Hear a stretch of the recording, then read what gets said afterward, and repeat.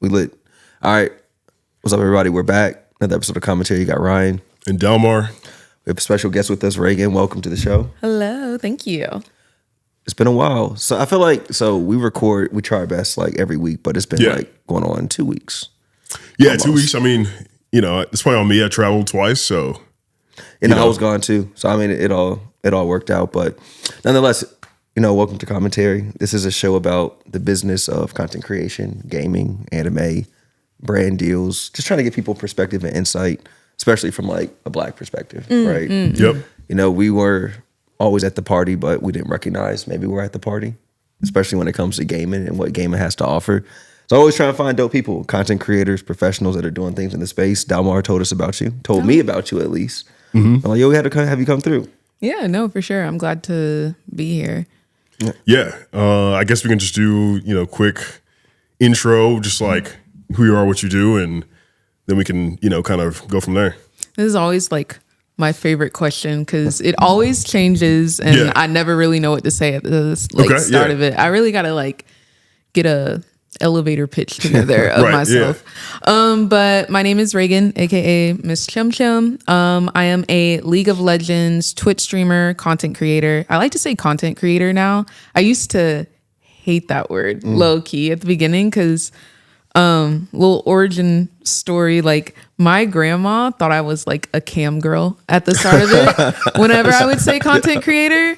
And so like I would always specify Twitch streamer, but now I realize like it's so important to do content creation and not just Twitch because a lot of my stuff is everywhere. It's not just on Twitch. So yeah, I'm a content creator. And yeah, I love everything about like gaming. I've been exploring other games recently, like Fortnite, March of Giants, Valorant. But I also really love like building keyboards and being in the tech scene. I like to build PCs and I love fashion. Like I love all the girls, the gays, the theys, and I love when we just feel fabulous gaming. So fantastic. Now, you do it full time, content creation? Full time. That's a blessing. Yeah. It's crazy because I went to university I was pre-vet. I was trying to be a veterinarian and then COVID happened. And then I was like, well, plan C, honestly. But yeah. I feel like it was a lot of people kind of had that shift, especially around COVID. I want to say Cidion also was like doing something else before. So it's kind of cool to see people like able to make that shift, due to COVID or whatever, what have you. But one thing you mentioned, like, content creator versus Twitch streamer, because I think that's something that I've thought about a lot is that like it's not easy, obviously, to get on stream and like stream to people and entertain them. But I think there's a level that you go from like streamer to content creator, which is like adding more things, programming, actually making videos for YouTube or Instagram, TikTok, whatever. So was there like a shift for you, like going from like first like getting into streaming versus like content creation? Oh, yeah, I guess there was. So like, it was a hobby at first, honestly. Like I was going through a pretty bad relationship and then a breakup. And that's when I was like, okay, I'm going to focus on me and I want to do something that I've always wanted to do. And that was build a PC and start streaming.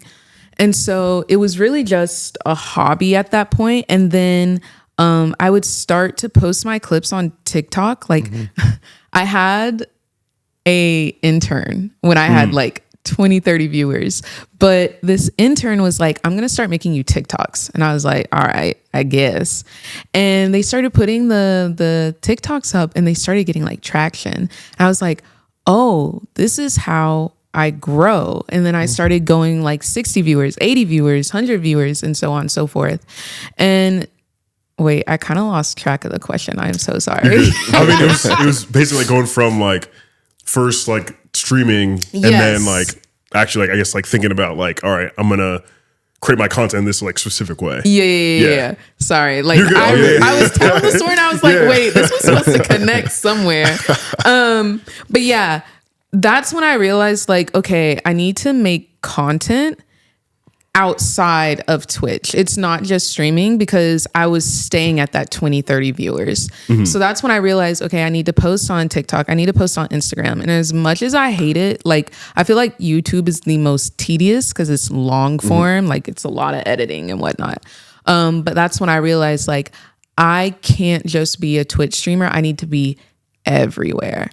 And so that's when I kind of learned like I need to be a content creator. I also kind of learned like I don't normally talk about like my like revenue and stuff, but I never ask for subs from my community.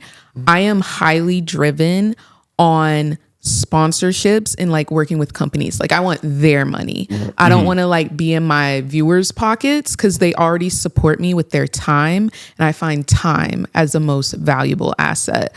So with that being said, I'll be in the company's pockets, but I'm not about to be in my viewers' pockets. You know what I'm saying? 100%.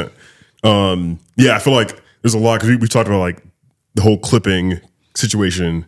I don't know if we want to get into that yet, or like go to like Atlanta, or So like, how long have you been content creating? I've been content creating. I am in my 5th year. I feel like I'm elderly at this point in content creation, but I'm still discovering so much about myself each and every day, and especially when it comes to like the type of content that I want to create. I mean, even just this year, I was like, I want to do more than just gameplay. I want to do like tech reviews, or I want to do cute aesthetic, like gamer girly things. Like I'm a gamer girl, but this is how I do my hair, like that type of stuff. Like I learned, oh my gosh, Streamer University. I know y'all got that somewhere in y'all's. Oh yeah, we definitely will get to it. Yeah, for sure. Yeah. But at Streamer University, oh my gosh, I was like, yo, I'm a noob, bro. Like I've been in this for 5 years, but I am a noob. That opened my eyes to so many different like possibilities, things, all of that. So yeah, I'm 5 years in, but so much to learn. Yeah. Is that why, did you come out to LA to take the content creation to the next level?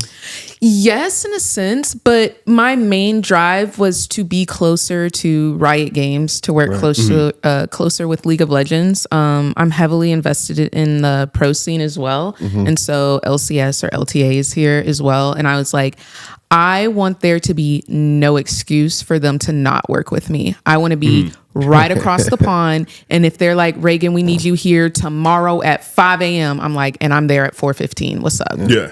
No, it's crazy that you say that, because even like you just came out here, I told you I just moved out to LA too, but both being in Atlanta for almost 10 years. Insane. And like just never meeting, because Riot's been one of our biggest partners as well. So really? Like even back when Worlds was in North America, we were involved. Which was legendary. Yeah, it was dope. It was dope. Yeah. Like that was my first, and Delmar knows this, like I didn't grow up like PC gaming. Like the League world to this very day is very vague and like foreign to me. So like he's my League guy. So like we have both we have both sides of the show. Like he's the PC League Valorant, and I'm like more traditional. I'll be real with you. We actually uncovered a few weeks ago, I'm actually not really a gamer, because apparently if you only play 2 to 3 games, which I do, you don't qualify. Wait, currently or like whole life? 2 to 3? No, like that's what I was saying. Like literally my whole life. Like I don't get me wrong. Like I've played a lot of different video games, right? But when I talk about games, like I don't consider games where I just played for maybe like a few hours. I'm talking about games where I spent like invested amount of time to be like, I want to be very good at these games. Okay, that includes NBA 2K, Call of Duty, Battlefield, and Halo. But I feel like Battlefield, Halo, and Call of Duty, you gotta be a gamer to play those games, no? But now what I'm saying is like, now that I'm in this world of gaming and like I'm meeting people like Dalmar, I'm meeting you. No, but like I'm saying like y'all play a lot of games in a lot of different ways. And like you talk about games in a much different way than I ever have. So I was like, just my love and appreciation is always different. But what I was gonna say is, coming back to the Riot side, is like we did a whole program in Atlanta with Riot that had, it was like a hip hop concert. We had G Herbo, we had Kenny Mason, League of Legends. It was the first all black HBCU like Riot event, and it was. And that's what I'm saying is like the fact that crazy. Where the frick was I? And that's what I'm saying. Like, and even in planning all this, I'm like, yo, who was there from the rise. I gotta think, like, go back and look at this. But Dalmar knows about this, and so that's when you're like, "Yo, I'm with League, I'm with Ryan." I was like, the fact that we had never met or crossed paths, and like we've been doing like HBCU esports in Atlanta this whole time. I'm like, "Yo, the world is so small, but it's still big." Yeah, no, definitely like the fact that our paths. Maybe we were in the same room at some point, but we would have never known. But it's like me. I said, shout out to you. Oh, shout out to me. Yeah, definitely. Yeah, Dalmar's always on the defensive. I was trying to clarify. You know, I got credit. I think that's crazy though, because while I was in Atlanta, I was always looking for stuff to do in terms of college. I was secretary of the esports team at University of Georgia. So I was always like on the prowl for like looking for stuff like that. I would try to host like my own tournaments. I would go to tournaments. Like, I don't know if y'all knew, but I think it was at Linux Mall or Perimeter Mall. They would do like weekly League of Legends tournaments, and they would. I did not know that Yeah, at all. we would have the esports team there every week. Sometimes I would play, and we would be farming the RP truly, and like all the little Xbox, Microsoft swag that they had. Right. But that's crazy. I would have been there, front and center. So that's what we were saying. So like, we know that's how I met Dalmar when Dalmar was working at Access Replay, and so like, know Annie, know her from the UGA. And that's what makes it even crazier. It's like it was. We were so close, just so far. It's crazy. But now I'm like, even kind of moving forward, it's cool to know because like, and I don't know if we've even talked about it, but like the work that we do, just like in the gaming space, is 100% around just like helping creators and Black gamers like access brand dollars, in short. And we do that by putting on our own events. So we own and operate like the HBCU Esports League. We do this thing called the Kickback, which is what we did with Riot Games. And we bring in creators to like be a part of these experiences, have the chance to like get brand deals and the whole nine. So I was like, yeah, this isn't. And then I'm like, you don't know Supreme Karima, and it's just small. Small. This is what? This is 2022. Well, I'm saying like she said she was there. So when did you get to Atlanta? Like to LA? You mean? No, Atlanta. I'm trying to figure out how far back it goes to like when we were doing all this stuff with like even weke Osiris. Yeah, y'all have weke too at Access Replay. We did that weke. Like we were doing like virtual concerts. What was his song? Worth It. Yeah. If you give me the love, baby girl. Yeah. So like this is like an era in like 2020 when like COVID was happening, and at Access Replay we were doing these virtual concerts. So we ended up doing like weke Osiris. We ended up doing Offset, and that was like a Red Bull partnership. And it was a whole bunch of other people. Like, y'all making me mad now. Yeah, like what the heck? Y'all had Offset in there, and this was like happening in downtown Atlanta, right there. Wow. I moved to Atlanta when I was like 11. I was at Camp Crete. I was in Camp Crete Middle School. But yeah, I moved there when I was super duper young. But I went to UGA, and then I moved like kind of south of Atlanta. But then I moved in like Buckhead, Sandy Springs, and all that. So I was kind of all over the place. But yeah. So look, 2 events you need to know about. October 18th at Lanime. Have you heard of Trap Sushi? Heard of Trap Sushi, yes. All right, so look, October 18th, got to pull up. We're doing something.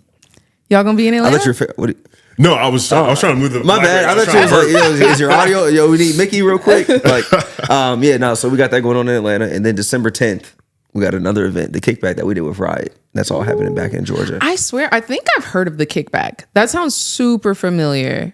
That makes us feel good. That makes us feel good, bro. You know, these are some familiarity. Yeah, some familiarity, bro. Yeah. Takes a while to get into the market. Right. You know what I'm saying? That sounds very familiar. All right. Well, look, back on track. This is this is great to know. So now you're out here in LA. It's dope. So you're doing it. So what exactly do you do with Riot? Ooh, low key, what haven't I done with Riot? I have done interviews. I've interviewed some of the devs for like new champions. I've interviewed pro players on LTA or LCS itself. I've been like a guest star on LCS or LTA. I make content for. I like to go to their summits. They do like champion summits or like event summits where they're about to reveal something new, but creators get like first access and like to make their own content.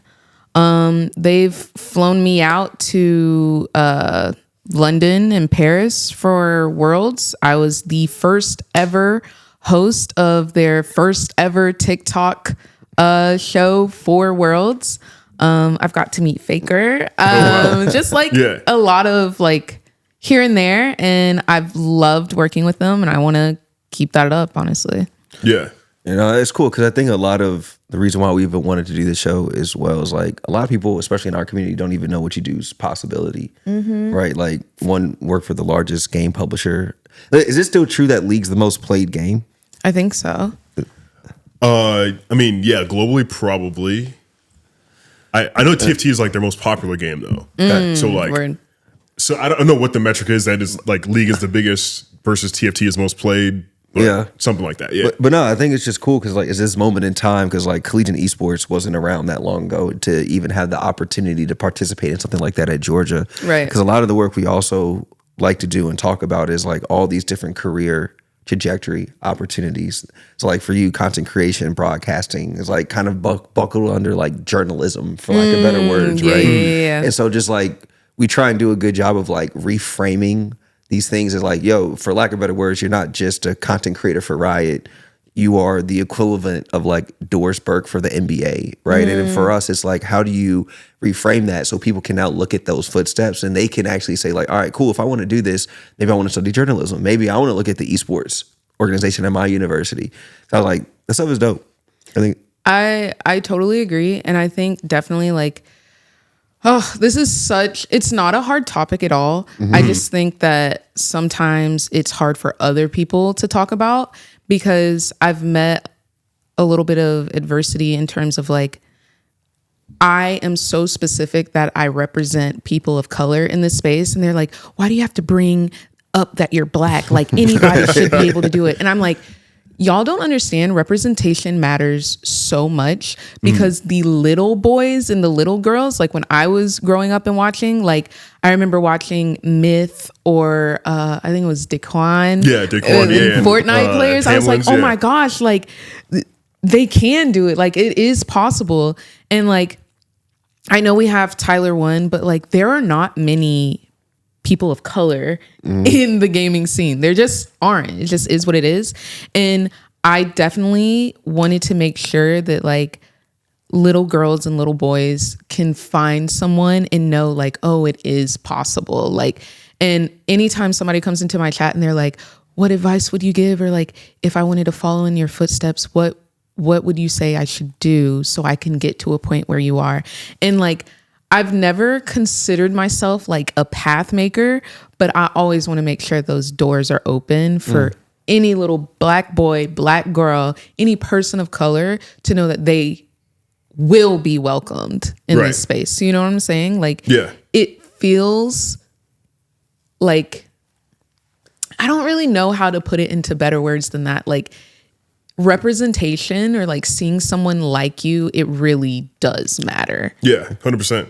And it's not just like, I'm Black. It's, you can do it, you know? It's so important. It's so important.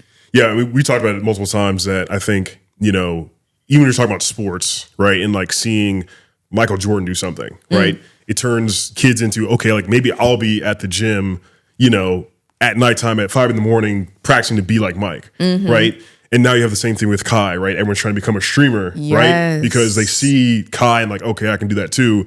But again, as Ryan was saying, obviously it's important to showcase, all right, there's not just, you know, the IRL streamer doing pranks and, you know, all this stuff. Like there is opportunities to become, you know, more of like a, you know, I think, again, like, as you mentioned, it's like kind of hard to like put you in like a box of like, this is all that you do. But like, you know, you can join kind of like a creator program with a publisher. You can, you know, do lifestyle around games. Like there's more opportunities out there. Right. Which is very important. Yeah. Absolutely. Like, yeah.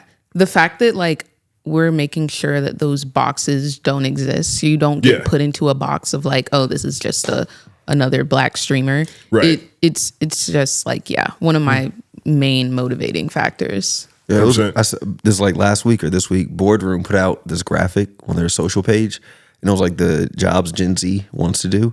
I was actually surprised. So like number 1 was YouTuber, and like number 3 was like game dev, and like number 5 was Twitch streamer.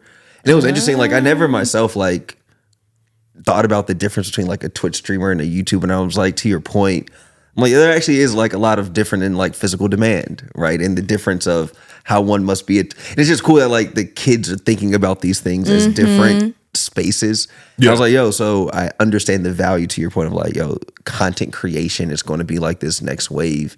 Yeah. It's just interesting the nuance of content creation versus streaming. Yeah. Like, yeah. Never really spent a lot of time thinking about that. Yeah. And I'm telling myself again because I went to a Target recently. But all good. I was getting some goggles to go down to the ICE protest, so it was for a good cause. Oh, it's the same story, so like it's cool. Yeah. So you didn't go again. But there was a what do you call it? Like a display that said streamer or streaming equipment or streamer or something. But essentially, it had like it was cleaned out, and there was like one camera with a gimbal setup, I think, in there, and it was like the first time I'd seen like, oh, this is specifically for streaming, and like a big conglomerate like Target. Like making that part of their, their setup, right? Is wow. It's intriguing that they're putting like, time into it. Yeah, because normally you see like the webcams and the mice for like gamers or like gaming, but wow, having a section for like streaming or whatever, that's dope. Yeah, and y'all had talked about it before. To kind of jump into it, the Streamathon or Mafia, is it Mafia? Streamer University. So what's happening right now? Mafia-thon 3. Yeah, but y'all said Streamer University. Yeah. So you're talking about the old one? Yes. Okay. I thought I read the headlines wrong. I was like, I'm pretty sure they're different things. Yeah, and I was like, yeah, okay, cool. Yeah. We had some thoughts. It was good overall. I think it was cool. Like the holistic program. Here's the general synopsis: is that the streamer community in a way it's positioning itself in the way that like 2000s television did, right? Where it was very much like reality driven. Yes. Right. Yes, and so like you saw the creation of all these shows of like the Love and Hip Hops and I'm like, what I dislike because a lot of, to the point everyone wants to be this thing, is like we're creating copycat behavior. And so we had to be mindful because again, like it's cool when I know and me and Dalmar know that we're about to prank and like break his computer.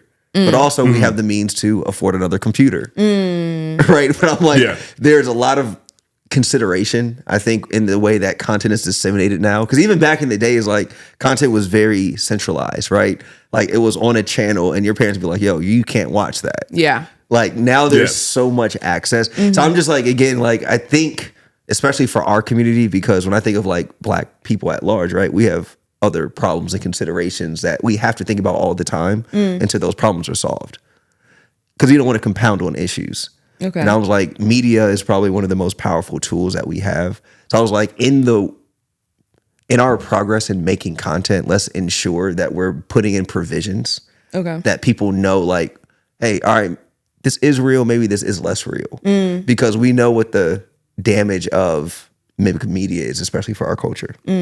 So that's what I was like, we talk about that a lot. And I'm like, I think people have fun, bro. Like you have to have fun as entertainment. But I was like, these lines are very blurred now between real and fake. And I think like a good example of this is the situation with my man's son a few weeks ago. Which one? Rampage's son. Rampage Jackson's I heard son. I didn't hear like exactly what happened. Is that the MMA fighter? The fighter. Yeah. So I'm like, yo, like it's cool, right, that he has this persona online that he's a tough guy, but like in reality, you literally just committed attempted murder on live stream. And I'm like, there's this blurred. So anyway, it's not going to go on a ramble, but it's just interesting. So like, I think y'all in a really dope position. I'm like, in a very nuanced way, y'all are guiding the future of the youth. It's very cool, but I think it's also low key a little dangerous because there are a lot of like pranks and stuff going on. And sometimes we need to ensure that we are instilling safety in our youth. You know what I'm saying? Like fireworks in a school, I think it's crazy personally. So, like it's just like some of that I worry about, but like for the most part, I think it's great, bro. I think it's economic. Like, yo, we're seeing young Black people get rich. Period. Yes. That's beyond lit, bro. Period. Like, and they're doing it their way. Unapologetically. Like I think you can't being themselves, not having to portray like a certain like persona or anything, like just being truly and organically them, I think is beautiful. Yeah.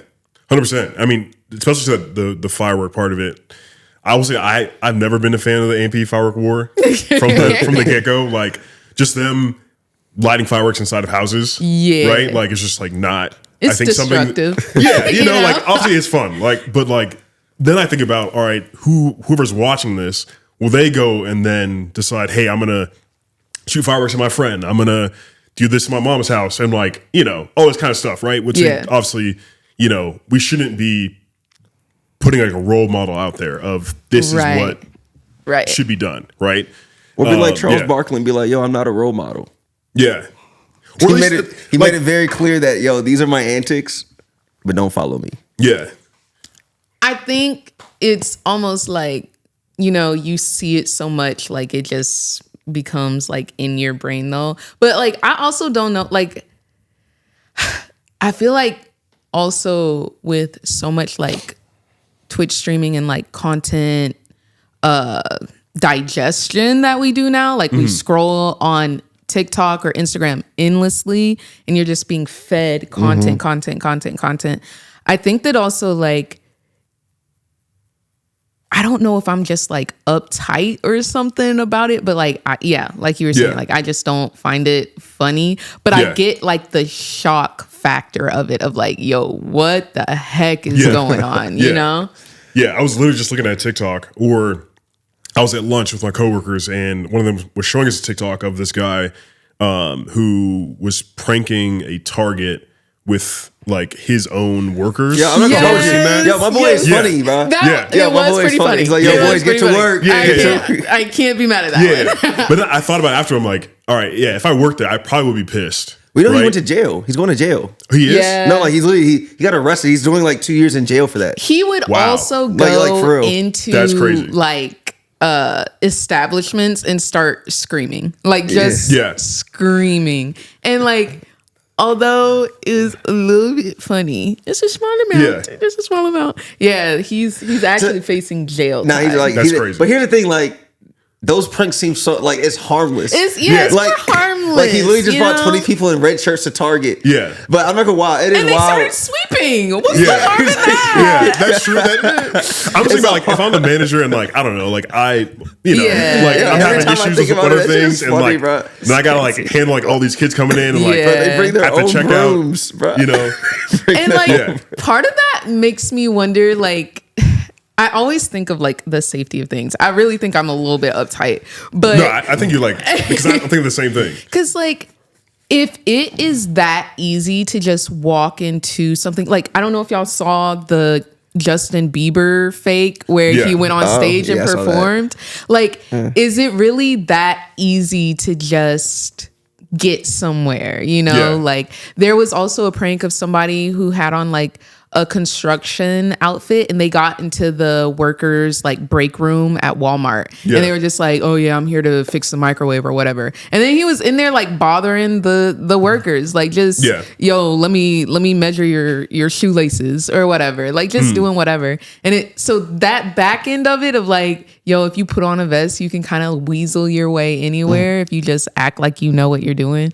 I think that part is scary, but like the forefront of it of like they just in there being silly goofy. I think it's really it's fun. Like I remember shortly after I got out of college for like 2 Super Bowls in a row, there's these 3 friends, and they always make this video. They'd be like, act like you work there. So they would go to the Super Bowl with orange vest and a ladder, and they would literally just walk directly in. And like you would see this entire journey from the parking lot to them being on the field.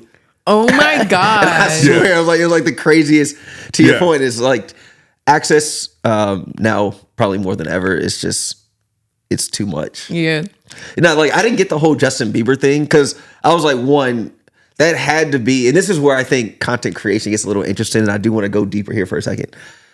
I know for a fact that wasn't like a Justin Bieber show. Like no one, like the promoter didn't book a fake Justin to do a Justin show. Right. But so I'm like, I'm trying to understand what actually happened in Vegas. Like, did someone that just looked like him get on stage that wasn't supposed to be there? And like now they're vibing out? Because online, what it's like, it portrays as if like it was supposed to be a concert or something along those lines, and it was like, do you see what I'm saying? Yeah, it is true. Like maybe like what I'm saying which is, club was it? Do you remember?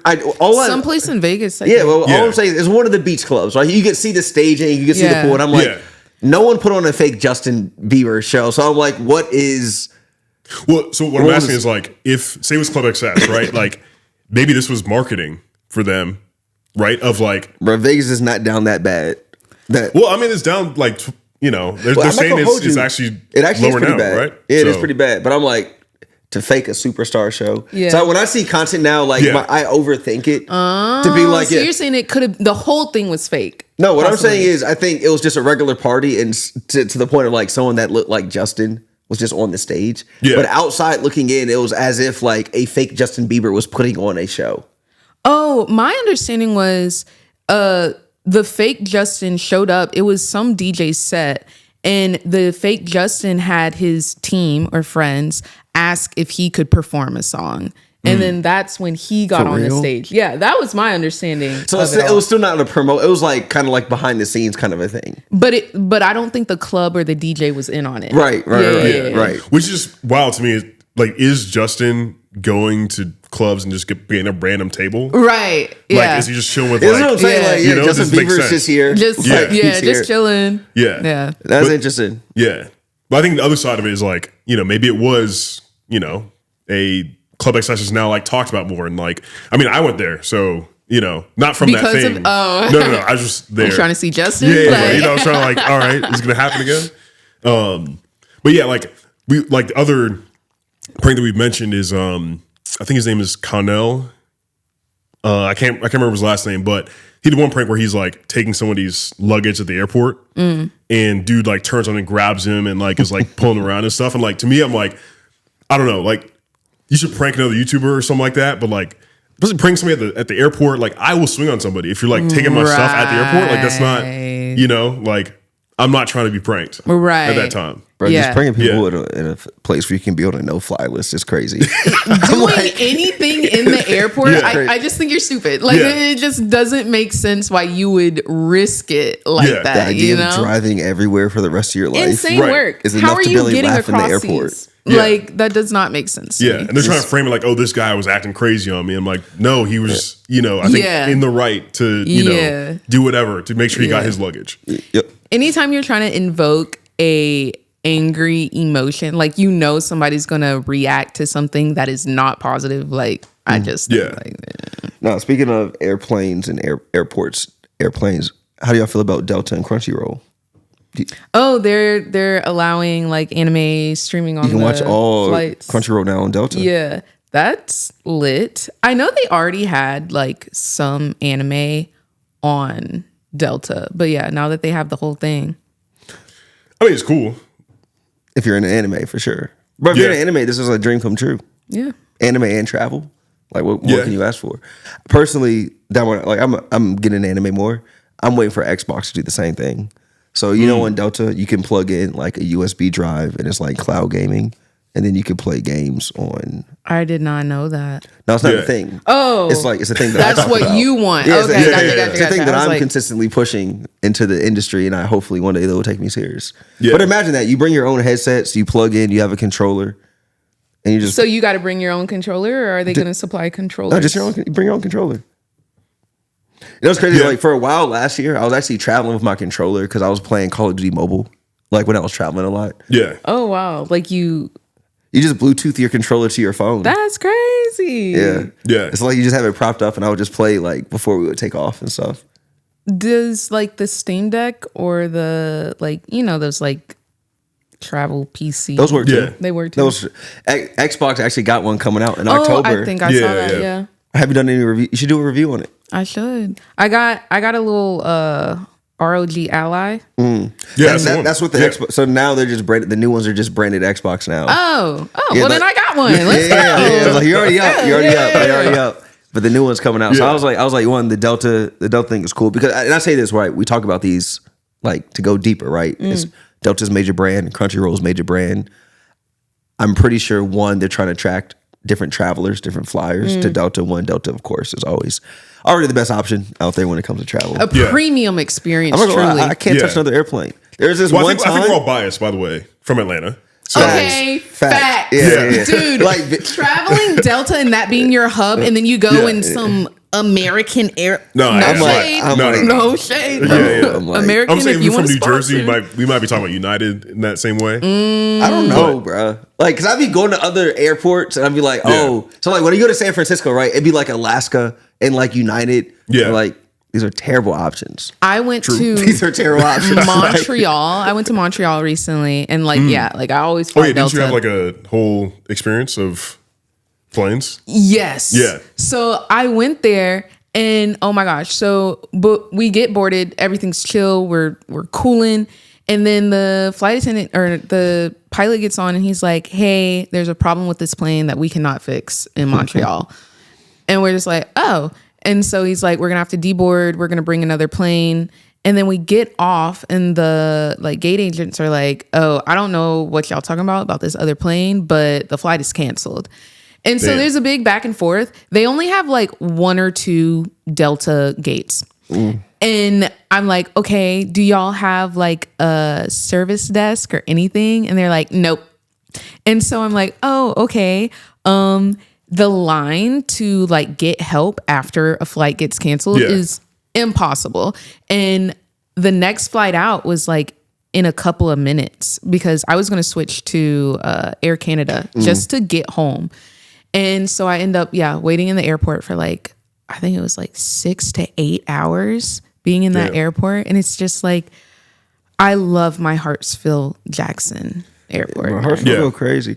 And also these other small airports, they love to say they don't got Delta. Delta got so many haters in the industry, bro. People be like, we don't even got that over here. No. I'm like, bro, why y'all glad y'all ain't got Delta? It's the premium choice, bro. Like, I just don't understand. Yeah, Hartsfield. You get your Wi-Fi. You get treated so nicely. Like the little flight welcome attendants music is fire. Yeah, the TV at the beginning when it shows like the safety briefing video, and now and they be going through the decades of different uniforms. Yeah, they got black people in it. I'm like, oh, this is. I actually look around watching.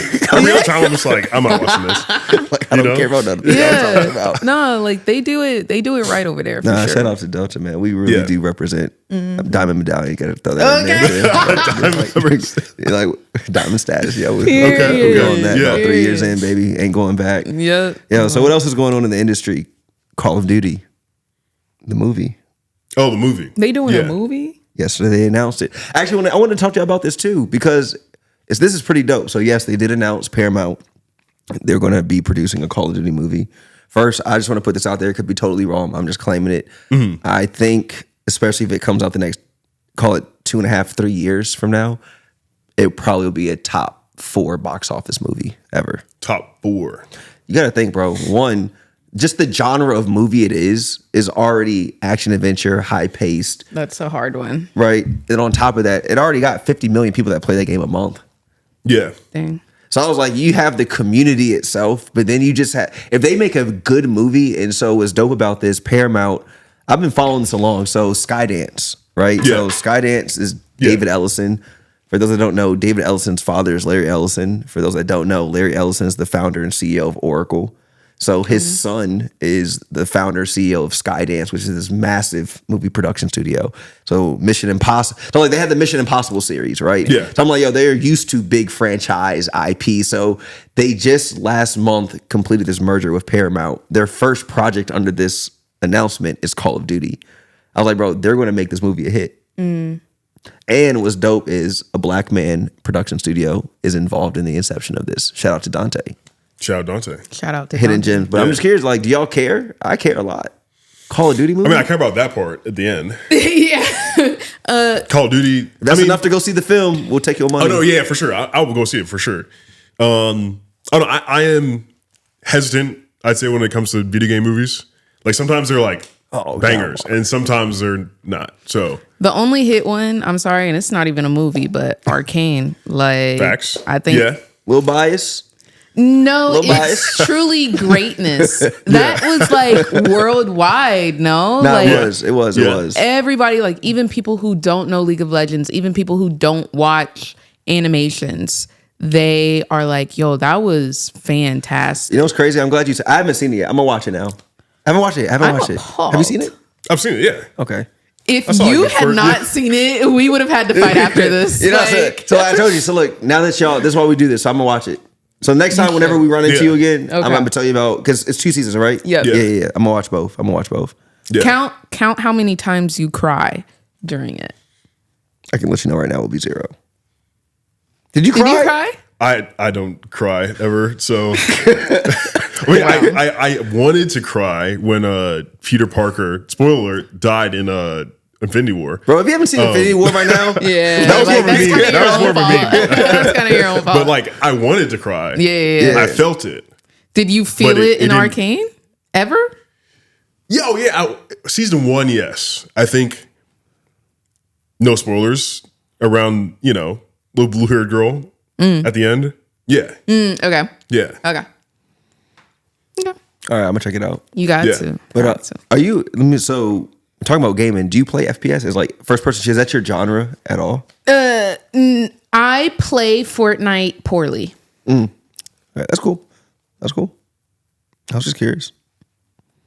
So yeah, the whole Call of Duty movie, I might have to let y'all have that one. No, that's the one you gotta show it for, just for the love of the game. For the gaming community. That's the love of the game, bro. Like, you gotta think this has been out. It's going on 22 years, 23 years of a franchise, and like this is our first movie. We just gotta show up. Yeah, that is fair. But yeah, speaking of, so not really FPS, but obviously you're in League.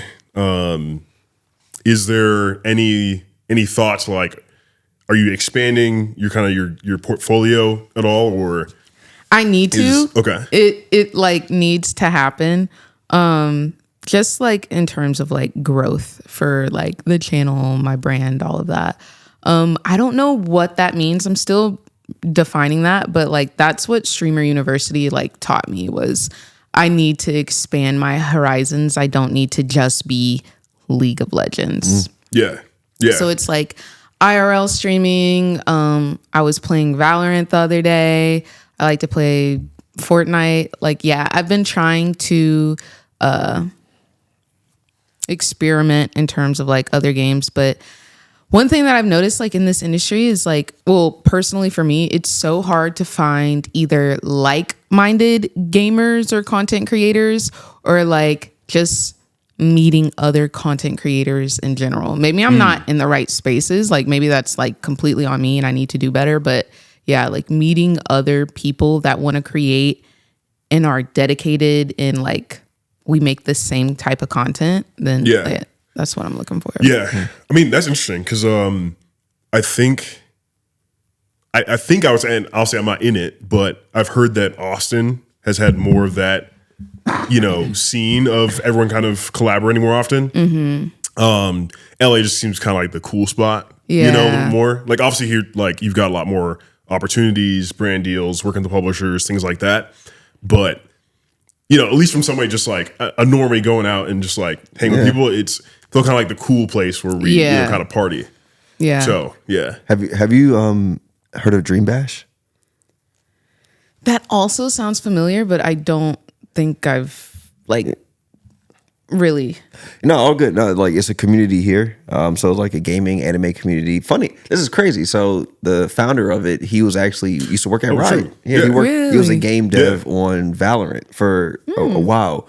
But again, that's like an LA based creator community. They actually are doing their 2-year anniversary event, I think on September 27th or 26th, something like that. But no, to your point, you're not wrong. And I think something that we recognize is what you just said is all these people have the shared interest, but how do we find one another? Like what in our community, no pun intended, like is the central place that we learn about creators, events, brand news and brand deals and like this shared really like aggregation of information. Yeah. I think that's like what we've been hyper focused on. And so like trying to bridge the gap between like, yo, you want to meet like-minded creators. I'm like literally the guy that founded this whole creative community is a Riot guy. That's crazy. So I'm like, and then like those gaps, I think we start to close them a lot faster than we think. And then literally boom, before you know it, we're on to the next phase of everything. But no, you definitely gotta check it out. If you're not Dream Bash, you should definitely go to the next one. I just know it's towards the end of September. Yeah, I think so. Have you been to TwitchCon? Yeah. Yeah. Was that more of like a place where you felt it was like easier to meet other creators, or like not really? I could meet other creators, but it's not all the time gamers. And I feel like, especially like at Streamer University, it was really hard to find other gamers. Like I feel like a lot of people wanted to do that IRL. There were a couple, but like I was literally in they had a huge gaming room just for like gamers, and I was the only one in there. And I'm addicted to League, so I had to get my games in. Right. But crazy thing, there were a couple of other gamers though. Like I remember they ended up going to the like gaming room eventually. But like at TwitchCon, it's normally like IRL streamers. They have like certain meetups. Like League of Legends will do like a League of Legends meetup, and then like other, so you just got to make sure you're in the right place at the right time. But at TwitchCon, I just run into whoever the frick I run into. You know? Yeah, fair. Do you do the Black Guild stuff at TwitchCon? I don't know if I've interacted with them specifically, but Chelsea Bites. Do y'all know Chelsea Bites? Yeah. Oh my gosh, love her so much. And then like, I feel like I've interacted with them somewhere, somehow, but I don't think it was directly at TwitchCon. I got you. That's cool. Yeah, the reason why I bring it up is it seems like a TwitchCon, or probably even more like a DreamCon, right? Where you like a place where there is more like-minded people, and so it's unfortunate it doesn't happen all the time, and like not in LA. But I think hopefully more of those things happening can be like more of that like connective tissue for creators to find each other. Let's make it happen in LA. Then. I'm sure you know the people you know. Is there a big Black League community in LA? I don't think there's a big Black League community. Ever in general, but like not even like in person, but just like not even online. So like, y'all need a home, bro. I got y'all, bro. I got y'all. I got y'all. I mean, you start playing the game. I don't even need to play the game, bro. Okay. People they released a lot of Black characters recently. Yes, and one pet peeve that I got. Although they are gorgeous, every time a new Black girl comes to League of Legends, oh my gosh, you look just like Mel. You look just like Senna.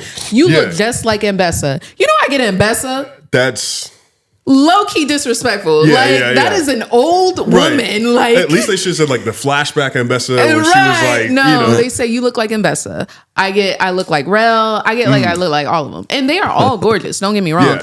But like, the way people will ask me like, so is Echo related to Mbessa too? And I'm like, no, babes, they're just all Black. They're just all Black. Like, come on. These two characters on this game. It's crazy. Like, yo, please, come on. I was thinking about this my whole life, because you were talking about like coloring games, right? More Black characters. I was like, yo, why has it never bothered me when I was a kid? And I just put it together. I was like, yo, I played sports games, 2K.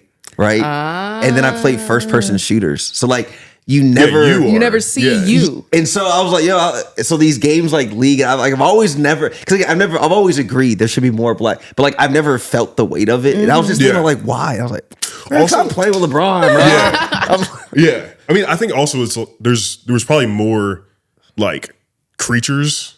Like Sonic and like like Sly Cooper and like Ratchet and Clank. It was like more character based games and like so that's another reason I was like, in all the games I play right now, I was like, yo, I never see my damn character. I do got 21 Savage in Call of Duty though. I do got 21. I'm not gonna lie, like that's a really good point, because like I was playing like Spyro and Donkey Kong or Toontown, and you never see it back then. And now all these real people games come out. It's like, yo, straight Black people. Like, now we need some Black characters in here for sure. But I will say, like, League of Legends specifically, because, like, that's all I know. They've been doing a really good job at being, like, inclusive and having different types of characters. Like, even when it comes to, like, one of the most recent champions is autistic. And, like, just having that type of representation, like I think is amazing. Damar tried to show me they showed me League, they showed me TFT.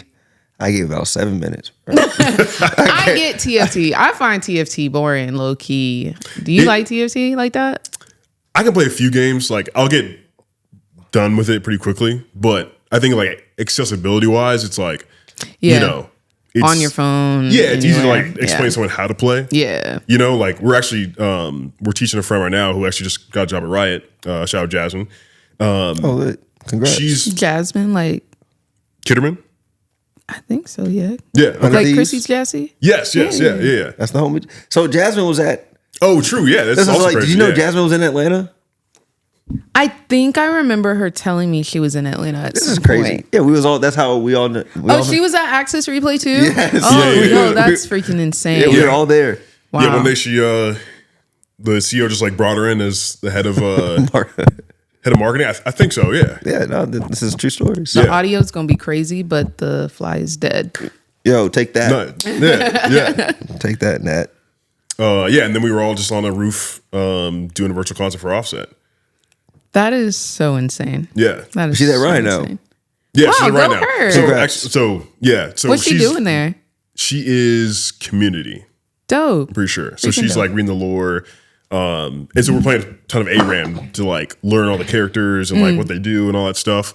But it is like I'm seeing it happen a ton where she's like, "Oh, what's this character do?" And I'm like, "It's hard to explain. Don't worry about it. Just like run away." Yeah. You know? Or like we're playing with this other person too, and he was playing with Aphelios. He was like, "Oh, how does this work?" I'm like, Ooh, that's a tough you know what? one. Like sometimes the gun does a thing with another gun, but like sometimes it doesn't. So I don't know. You're just gonna have to, Yeah. But yeah, I mean, I think the big thing with all that is that, you know, a character like Mbessa, for example, she's a great character and she didn't need to be white for people to play with her, right? The fact she's good means people will play with her, Right. you know? I think it's cool that Riot's doing that more now because, yeah, I think there's a lot of like outrage online a lot of times when there's a character who's black or whatever, but I think it's kind of just in that one bubble and like people will still just play the game because it's enjoyable. Yeah, you know? yeah. No, for sure. Yeah. That's smooth. So, what you can share? What do you have coming up? Let's see. Well, this is not coming up, but I just did Amazon. The reason why I was in Montreal was for Amazon. Like that just got released like this week. So yeah, I've been working out with them, or like I'm one of the first 8 content creators to play their new game called March of Giants. Congrats. Thank you. I will be at LTA finals. I don't know if I can say why, but I will be at LTA finals In Allen, Texas. in Allen, Texas. It's crazy. Do you know Allen, Texas? Isn't that from the Great Debaters? Maybe. I don't know. Have you seen the Great Debaters? It's a I think I've seen movie, it bro. one time. Denzel. Yeah. Yeah. Anyway, I want to say that they were. I think that's the only reference I have to Allen, Texas in my life. Yeah. I think it's where King of the Hill is based. You know, King of the Hill, The like their cartoon show. Yeah. I think Arlington or Allen together makes Arlen where it's based at. But it's just a random place. I don't know. Like, how do you feel about Allen, Texas? I just know I'm going to no man's land. Like Okay. nothing Yeah. about to be there. Yeah. So Yeah, it's just like a random suburb in Dallas. And they have nice stadiums and stuff, but yeah. Wiley College. That's what it is. Small HBCU. Okay. Yeah. Yeah, so I was Okay. like, I'm pretty sure I know. Like, it's Yeah, 2 points. yeah. Like, and it was literally in the middle of nowhere, and they were like Yeah. having to deal with all the races. Okay. Yep. Okay. Yeah. Oh, yeah. I mean, yeah. Allen, lovely. Texas. Yeah. Yeah, I mean, like that's gonna be Yeah. an interesting part of the country to go to fun. during Yeah. like right now. Yeah. It'd be good though. But sorry, you were saying LTA finals. LTA Yeah. finals. Worlds is coming up. That Yeah. will be fun. Does T1 make Worlds? Oh, absolutely. Okay. They turn it on when it's time for Worlds. True. Yeah. Like the whole other rest of the season, they like, you know what, if we get there, we get there. Yeah. But Worlds, they lock in. Yeah. For real. Hopefully I do some other big stuff. I really want to work with a bunch of companies at one time to like build somebody a computer. Like I just want to do giveaways. I love doing giveaways. Yeah. So I want to find something like that. Do you follow the Esports World Cup? I don't follow it, but I know of it. Yeah. You know about it? I do, yes. Bro, 60 million is crazy. Yes, it's wild. Their prize pool is 16 million? 60. Yeah. Oh, my bad. 60. Yeah. I just saw that they have Post Malone there performing, and I was like, Malone? I love Post Malone. Bro, they're spending so have you heard of Vision 2030? Yes, yeah. So they're building this whole city in Riyadh. It's going to be like an esports city specifically. Yeah. It's like and so it's called like Qiddiya. Yeah, exactly. Yeah. So like that's why now, to your point, they're making like this global hub for entertainment. So yeah, Post Malone and like all these other major. So I think it's over. I think it's almost over if it's not over already. The tournament. I didn't follow it. I didn't follow it either. I'd be like, yo, 60 million, it got my attention. Yeah. No, truly. That's crazy. Wow. Yeah, I know they're pouring money into it. That's all Yeah, I mean, there's the whole Saudi connection and like, you know, all that stuff. And I mean, to me, you know, I don't judge anybody whatever decision they make on it. At the end of the day, if I'm running an esports team, I'm taking the money because, you know, esports doesn't make money and they're gonna pay me $2 million to be there, then you have to take it. But I know it's a whole like decision, you know, whole thing. So, and I feel like a lot of orgs like good on the community for like putting pressure. I feel like some orgs try to take a stand, but yeah, like I don't know if orgs are in a position to where they can say no at this point. Yeah. Everybody's hurting. Everybody's hurting. Yeah. It is interesting. Now I'm just about to tell y'all something too. I just lost my train of thought about. But I had a friend out there. That's what it was. David. He was actually Gen G does like their study abroad program. So they bring students, like they bring entrepreneurs out there. Oh, was Jeremiah there? He went 2 years ago. Okay, but this year is it good? Yeah, it's pretty dope from what I hear. This year it was actually one of our former students that was in HBCU esports from Morgan, and this dude David I know. But what I was talking is interesting, bro. There's no African teams in there. No African teams. So they represent the entire world, and there's no representation right now in the continent of Africa in the Esports World Cup.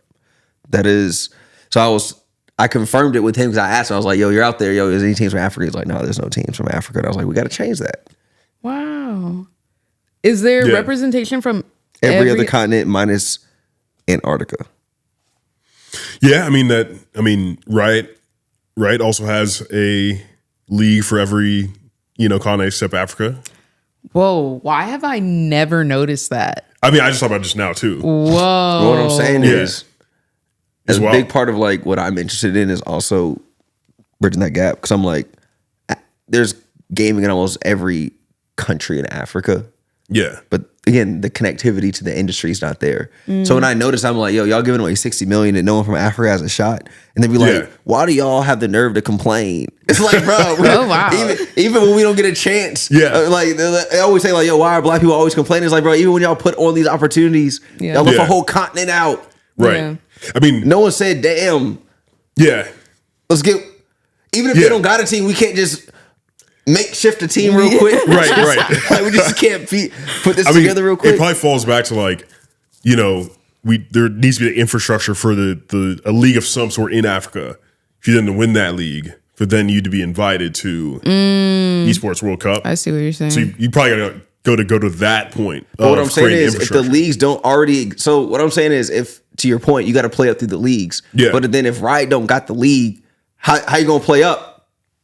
I mean, that's a great question. That's fair. So exactly. So that's what I'm saying. So then it's like, all right, so you don't have no way to do it. There is no league. You would have to create the league for you to win, for you then to be invited. To qualify. And that's what I was like, the publishers themselves don't have the qualifiers for the teams to then play. Yeah. I'm gonna ask about that. I mean, there is the MENA North Africa, but I'm not even sure how many teams are from North Africa, right? Like, are there people from Tunisia and Morocco or, you know, Algeria playing?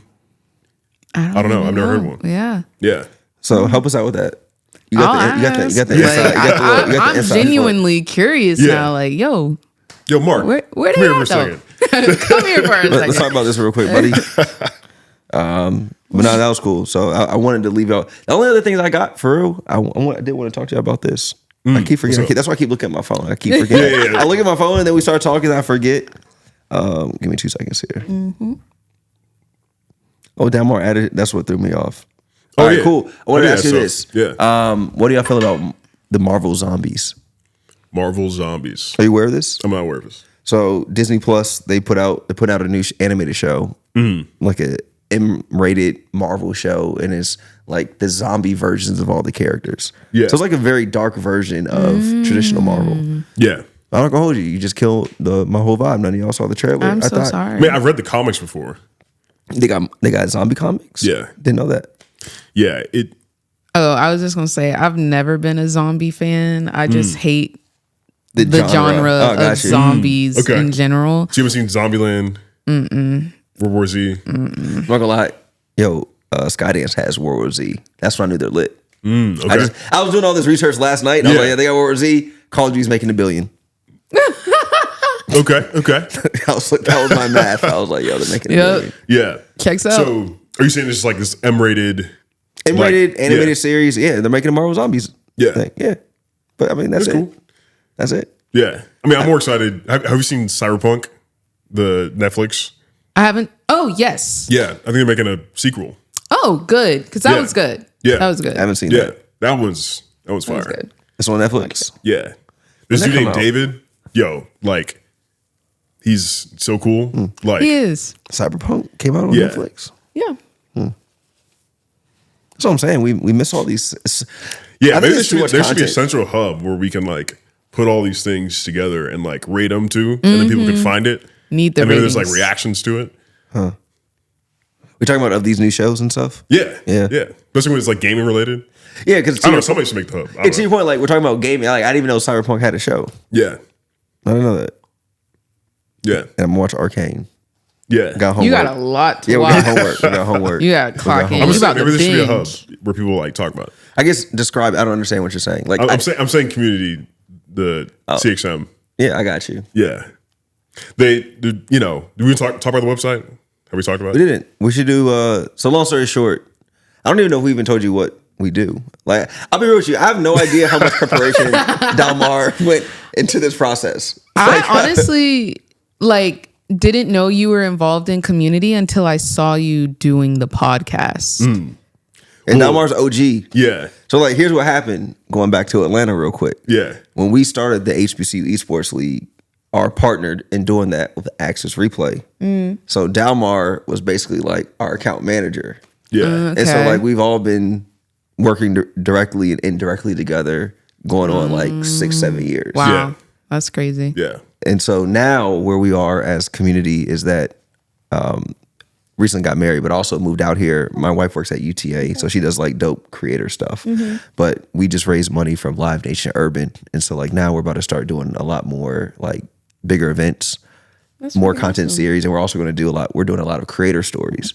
So I told the team we would love to do a creator story with you at some point and just like talk about what you're doing the whole nine. But yeah, that's Yeah. basically it. And also there's the media website. Yeah, the media. So like Yeah. the vision is that community CXM is like our abbreviation. CXM will just be like BT, VH1, MTV. So you know to come to us for all things news, culture, announcements, Cyberpunk shows on Netflix. Yeah. That was a joke I was trying to get off for like the past like 5 minutes. I just say no. You were working it. You were I trying was to like, get it in there. There But I be a didn't hub even- for this, yeah. But yeah, Cyberpunk was off. It was off genre a little bit. That's why I was confused.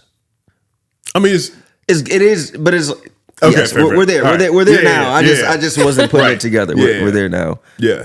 So no, that's it. So no, that's what I was like. It's dope. And like now to even know all this context and history, I was like, dang. yeah. Oh well, lot more stuff coming up too. We'll figure it out. Yeah. My last question is we talked about clipping for like brief second. Are you familiar with like that whole like ecosystem on TikTok? Of clipping, Yeah. like clip farming.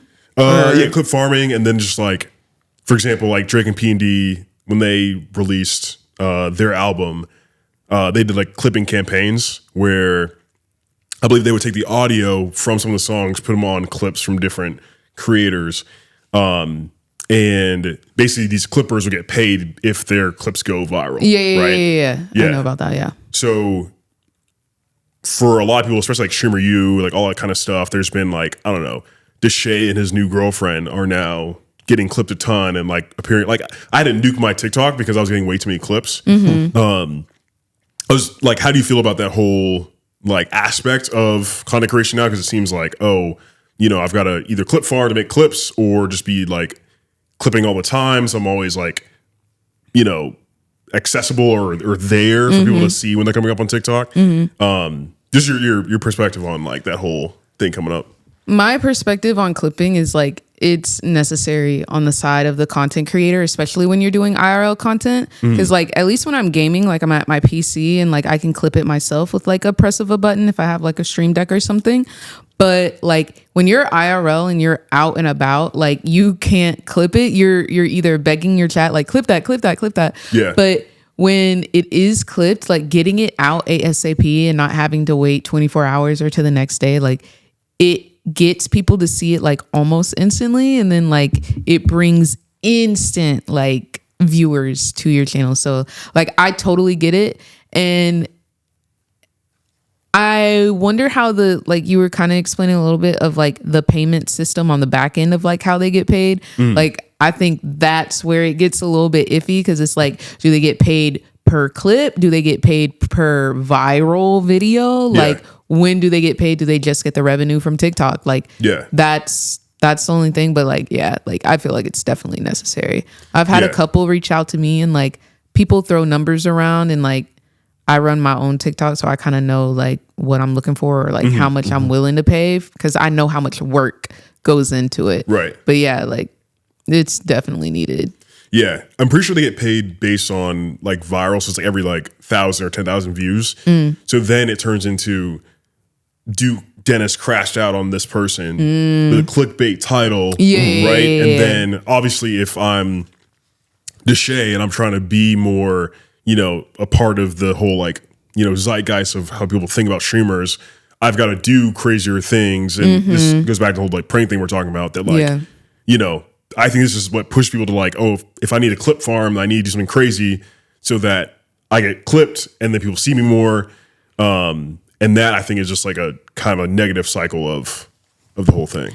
I think it definitely can be, because it has people doing like crazier and crazier things. But I also think there's like clip farming in terms of like being overly nice. Like if they're doing like money giveaways to somebody or something, or like clip farming of like being stupid. Like, oh, this person doesn't know what this is.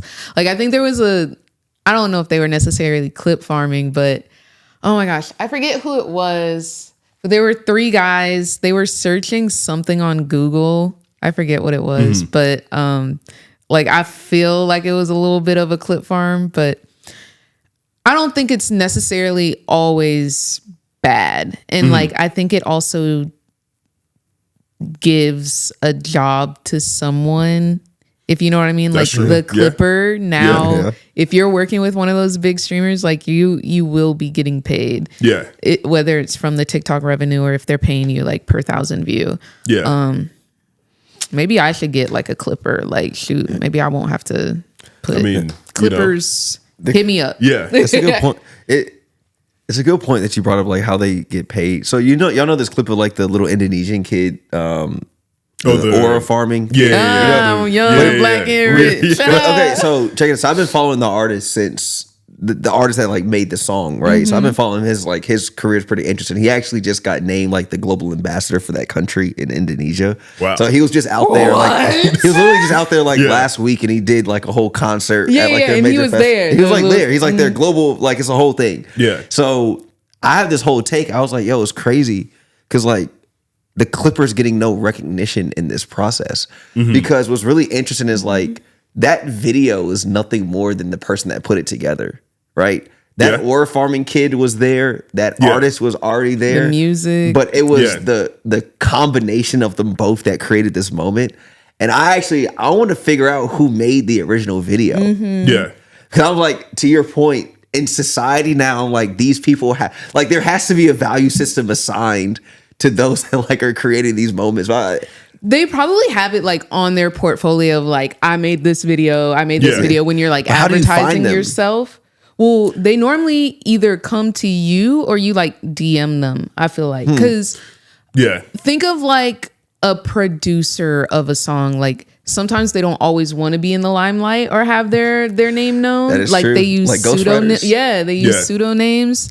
And then like not everybody wants to be in the spotlight. Like they don't want the fame that they want the fortune, but they don't want the fame of everything. Cause then like you lose privacy. People are trying to find out like who you are, like your background, all of that type of stuff. So I was thinking about that. I was like, I was like, yo, that guy was good. He's a hit. He made a hit. He went platinum. Sure. Yo, he went diamond on the. He went double plat. Yeah. No, for sure. There's Discords that have like hundreds of thousands of these clippers. Because I'm pretty sure Discords, yeah. Ooh. Yeah.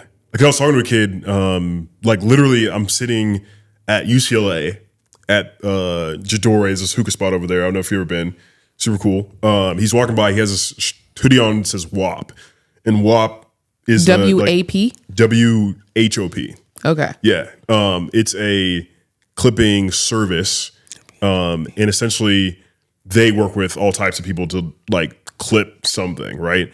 And I think he works with record labels, either through WAP or through his own thing, where they have a song coming out for this artist. And so they'll say to these clippers, all right, if you go out and you make a TikTok with 100,000 views, you'll get paid this much, right? And so I think they're going out and like trying to find these deals across all these different people, and then like the Clippers are getting sponsored. That's freaking insane. Yeah.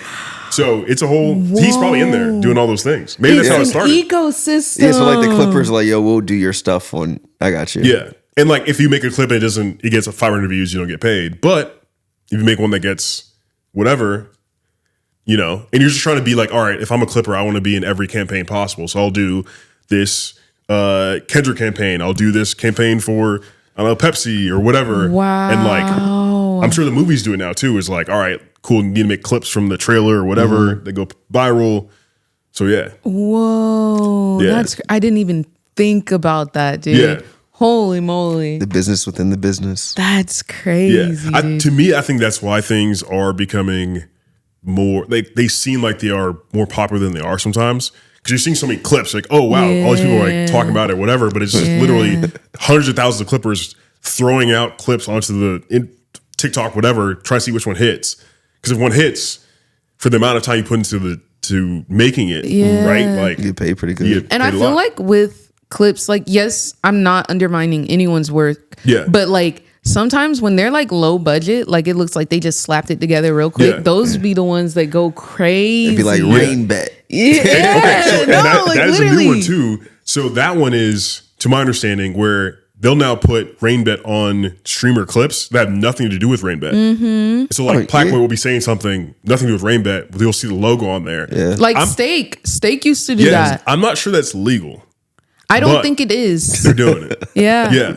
Sure. And like that whole thing is just like, now you're seeing rain bet everywhere, but like, is it that popular, or are they just putting on hundreds of thousands of clips? Yeah. Right? And all you need is one to pop off, and then you can get paid 2x, right? From the creator and now from whoever is sponsoring the video. Yeah.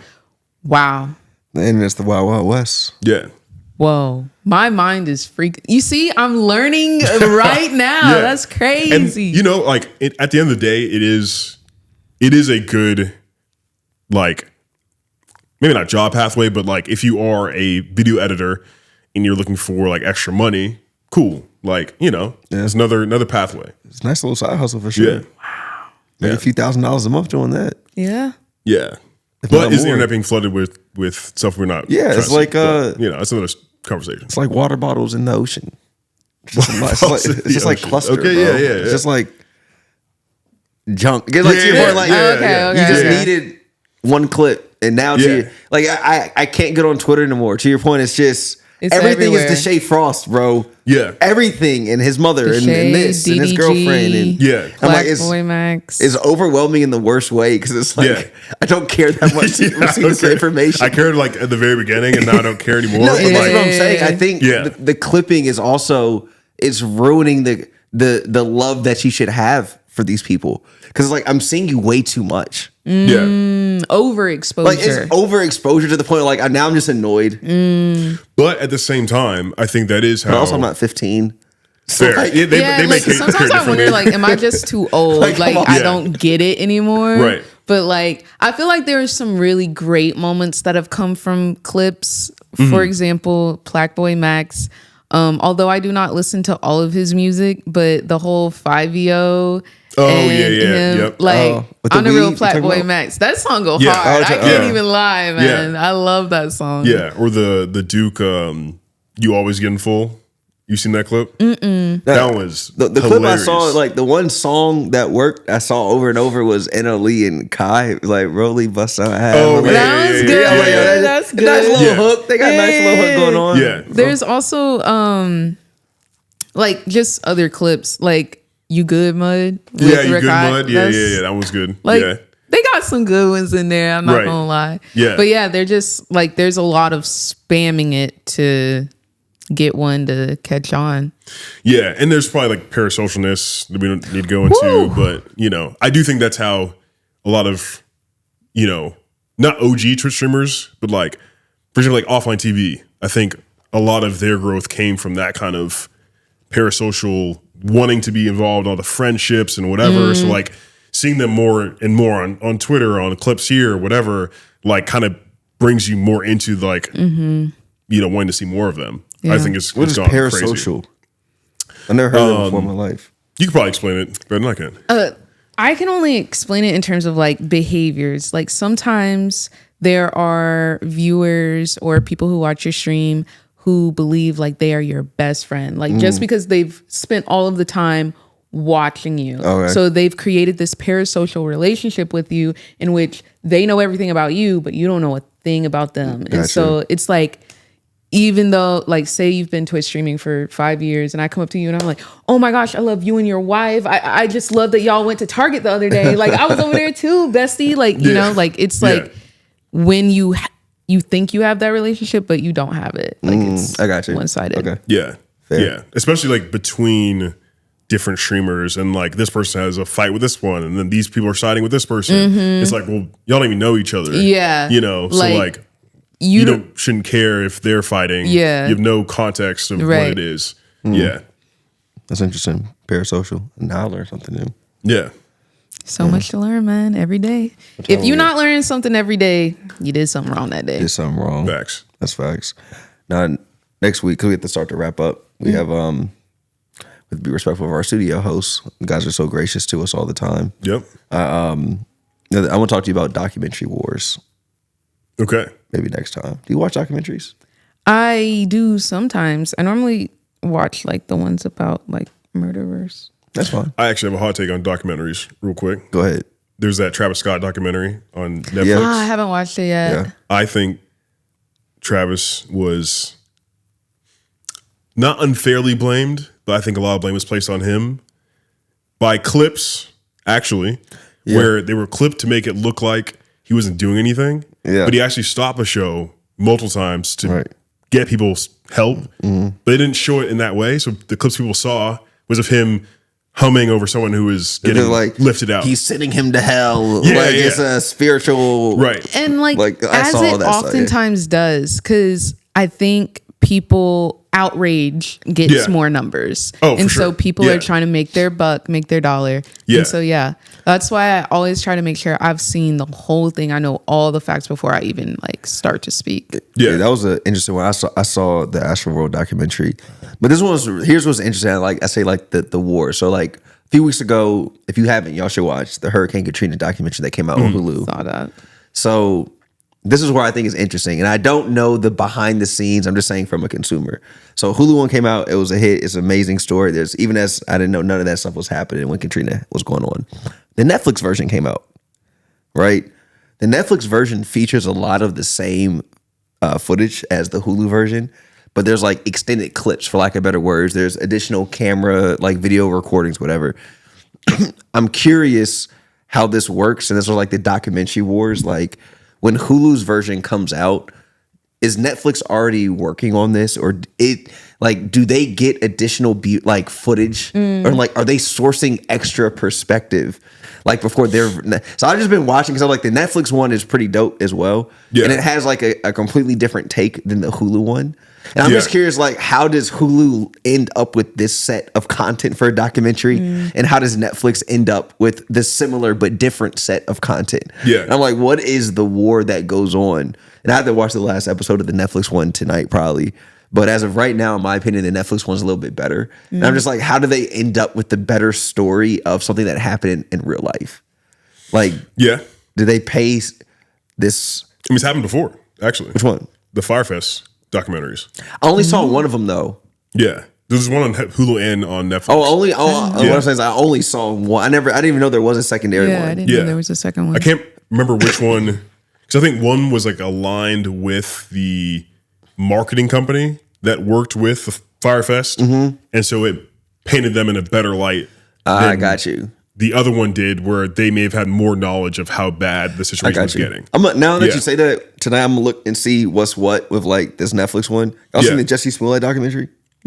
Bro, I did some research. We found out this man, it was his company that produced it. I'm like, boy, why the hell did you go ahead and waste your money until this damn? Like, I have never been so confused in my life on a situation. I didn't know anything about it. Well, I heard about it, and then I watched the Chappelle stand-up where he talked about it. Yeah, that happened. Yeah. Have you seen that one? I don't know anything about this. It was nothing at all. No. Oh, okay. So, you know who Jesse Smollett is? No. You know what's crazy?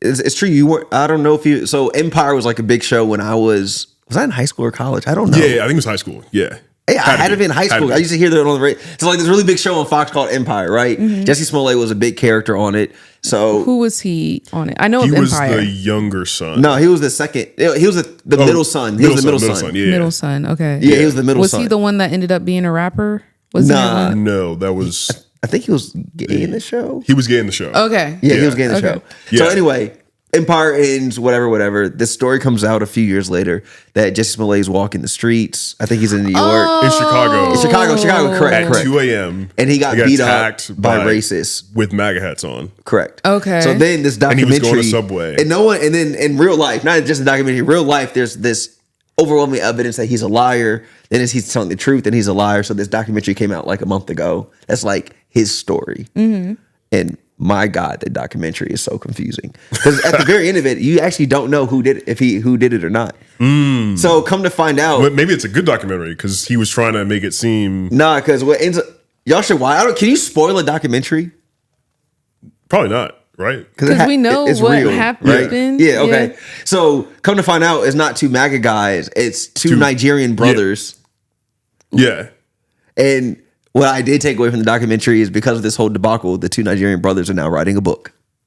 Oh, so everybody getting paid at this point. Everybody getting paid. I feel like if it left you confusing, there's still some lies in there. Because, like, the devil is a lie. So, like, any type of confusion, like, I feel like if there was truth that was told, you'd be streamlined. I'm like, yo, someone has to be paying these two black brothers a lot of money. Because I'm like, that's the biggest. Y'all should watch it. So, Hurricane Katrina, watch them. So, we got homework. Y'all got homework. And I got to watch Arcane. Arcane. What else? Oh, Cyberpunk. There you go. See, look, I got. So we got two. I remember. Yeah. So look, we about to get out of here, y'all. Reagan, again, we appreciate you. Thank y'all. We're gonna figure out some more stuff to do between. We're gonna do the carve out. Oh yeah, carve outs. So carve outs, we got it from the Choir podcast. Is basically just anything. It doesn't have to be like related to anything we talked about. So like, I'll go first. Like I'd say that what I'm playing Baldur's Gate. Great game. If you've played it or not, it's incredible. You should play as well. It's basically D&D, but like very condensed or very like streamlined. But there's so many different things you can do. And I mean, one game of the year, and I think it was deserved. So everybody should play it. Appreciate that. You know, I will not play, but I take your word for it. I've heard good things. I've heard a lot of good things about Baldur's Gate. I truly believe it. I'm about to go home and play probably Battlefield or Halo. League of Legends. So carve out. I'm not gonna hold you, bro. Tomorrow's a very special day. I'm very excited. One day a year I look forward to. It's a great day. Suicide Boys tour. Oh my gosh. Okay, I have a friend who is obsessed with them. I'm literally about to flip Los Angeles on his head tomorrow. Okay. I look forward to this one time a year. Actually, I go twice a year, so I'm not gonna hold you. I'm about to go later in the year as well. But that's tomorrow, and I'm looking forward to this very much. I have a friend. Y'all would be like this. If he's there tomorrow, he or she don't know who it is. Send them my way. I will be in the middle. I say I do not go to a concert of no con unless they say open that shit about 15 times. That is crazy. You be in the mosh? I be chilling. I don't really go in there that much. Sometimes I may take a little trip. If I get a little tired, like wake yourself up. Crazy. I'll be watching. I went to a show last weekend, Homicide Gang. Them boys got it, bro. Yeah. That's them crazy. boys got it. Yeah. You But be anyway, moshing? You said what? You be moshing? Have I moshed? I don't think so. You should put. And here's what's crazy, bro. It sounds so chaotic. I promise you, it is probably like the biggest family dynamic I've ever experienced in my life. But they be kicking people. But then they pick you up. Yeah. I think it's less kicking than like at like a metal show where they're so like it's not like you be seeing them like hardcore videos. It's not like that. Nah. Oh. This is a much more like probably just pushing each other. Yeah, more so just like I bumped into you. They're not punching. Nah, they're not doing all that. What's your carve out? Carve out. So I'm just shouting out something. It could be a book, movie, person. Anything but league place. In this scenario. Yeah. Carve out. I'll go March of Giants. Okay. Shout out Dope. Amazon. It's a fun 4v4 MOBA where you're a giant. Okay. In a war. It gives kind of Attack on Titan. Okay. In a sense. You got abilities. Which he has not seen, so he doesn't know what that means. I know what it means. I just haven't seen it. I also have not seen it. I watched one episode and then I your joke threw did it not away. land. But Your joke. Well, but it's top 1 TV of all time. But sorry. we can fight about that if you want to. It's not a debate. But yeah, fun little game. It's a MOBA. They got an alpha going on right now until September 10th. Check it out. Oh, dope. Well, look, we appreciate you. Thanks for stopping by. We're about to get out of here. Catch y'all next week. It's Commentary. We out. Peace. 1, 2, 3. Damn it. Done. It's over. It's over now.